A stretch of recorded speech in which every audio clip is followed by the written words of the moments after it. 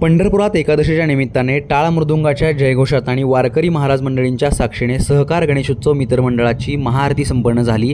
हजारो महिला आणि वारकरी भक्तांनी एकत्रित येऊन पंढरीचा महाराजा अशी ओळख असणाऱ्या सहकार गणेशाची महाआरती केली। यावेळी वारकरी शिक्षण संस्थेतील बालवारकऱ्यांनी टाळ मृदुंगाचा गजर करून गणपती बाप्पाचाही मोठा जय जयकार केला।